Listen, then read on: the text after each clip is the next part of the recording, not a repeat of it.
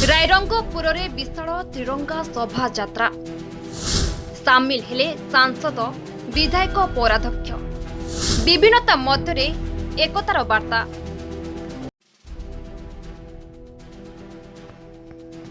78तम स्वाधीनता दिवस पालन अवसर में जनसाधारण मध्य जातीयतावादी उद्रेक करने उद्देश्य प्रधानमंत्री आह्वान और ओडिशा सरकार निर्देश क्रमे राज्यर घरे घरे तिरंगा अभियान और शोभायात्रा अगस्ट 9 रु 15 तारिख पर्यंत चालू रही। ଏହି ପରିପ୍ରେକ୍ଷୀରେ ମଙ୍ଗଳବାର ଦିନ ରାଇରଙ୍ଗପୁର ପୌରପାଳିକା ତରଫରୁ ତ୍ରିରଙ୍ଗା ଶୋଭାଯାତ୍ରା ମହାସମାରୋହରେ ଅନୁଷ୍ଠିତ ହୋଇଅଛି। ସ୍ଥାନୀୟ ଜଗନ୍ନାଥ ମନ୍ଦିରରୁ ହଜାର ହଜାର ଛାତ୍ରଛାତ୍ରୀ ଜନସାଧାରଣ ପ୍ରମୁଖ ହାତରେ ତ୍ରିରଙ୍ଗା ପତାକା ଧରି ଏହି ବିଶାଳ ଶୋଭାଯାତ୍ରା ସହର ପରିକ୍ରମା କରି ରାଇରଙ୍ଗପୁର ଉଚ୍ଚ ବାଳକ ବିଦ୍ୟାଳୟକୁ ଆସିଥିବା ରାସ୍ତାରେ ଭାରତ ମାତା କି ଜୟ, ବନ୍ଦେ ମାତରମ୍, ମହାତ୍ମା ଗାନ୍ଧୀ କି ଜୟ, ନେତାଜୀ ସୁଭାଷ ବୋଷ କି ଜୟ ପ୍ରଭୃତି ନାରା ଦେଇଥିଲେ। पदयात्रा माध्यम देशात्मबोधक सचेतनता वार्ता दि जाइथिला। समस्तंकु घरे घरे तिरंगा पताका लगाइबाकू परामर्श दिया जाइथिला।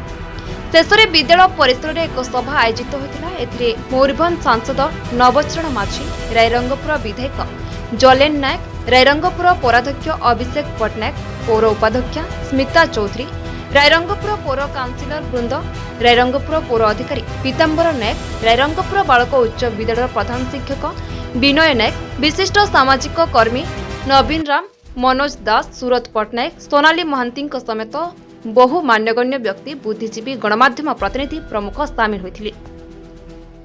शिक्षक रंजन नंद मंच संयोजना करथिले। अतिथिगण जोगदे समस्त भारतीय एक मन एक प्राण रे जातीय पताका तले एकाठी रहिबा सह देश प्रगति रे सामिल हेबाकू आह्वान देथिले।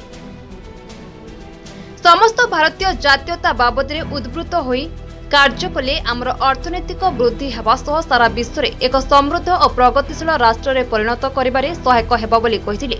ए शोभायात्रा रे रायरंगपुर केरल पब्लिक हाईस्कूल, बालक उच्च विद्यालय, बालिका उच्च विद्यालय, अनुसूचित जातीय जनजाति Balika Vidyalaya, little flower school, Saraswati Shishu मंदिर, महिला महाविद्यालय छात्र छात्री बहु संख्यारे जोगदे कार्यक्रम को सफल करिबारे सहायक होइथिले। समग्र रायरंगपुर सहर त्रिरंगा मध्य होई उठिबा सह समस्तक देहरे देशात्मबोधक सिंहरण जागृत होइतिबार लक्ष्य करा जाउथिला। कार्यक्रम को रायरंगपुर पौरपालिकार वरिष्ठ जंत्री इंजीनियर मृत्युंजय पही, तन्मय साहू, नीलकंठ विश्वल, मनोज मंडल समेत समस्त कर्मचारी परिचालन में सहयोग करथिले। देखो यशस्वी प्रधानमंत्री आह्वान देइछंती सारा भारत वर्ष रे ए जो आज माने 9 तारिख रु 15 तारिख पर्यंत आमर घर घर तिरंगा यात्रा हला। प्रत्येक घरे तिरंगा यात्रा उड़िब। यार अर्थ जे आमे ये तिरंगा पताका को सम्मान देवा एवं देश मातृका को सम्मान जणाइबा, एटा है प्रथम उद्देश्य।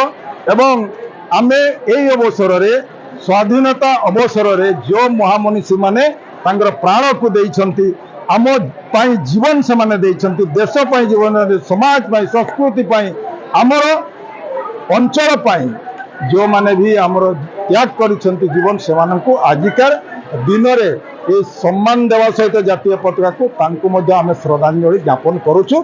एटा ही आजिकार मुख्य उद्देश्य। धन्यवाद। रायरंगपुर अक्षय विश्वलंक रिपोर्ट बी न्यूज।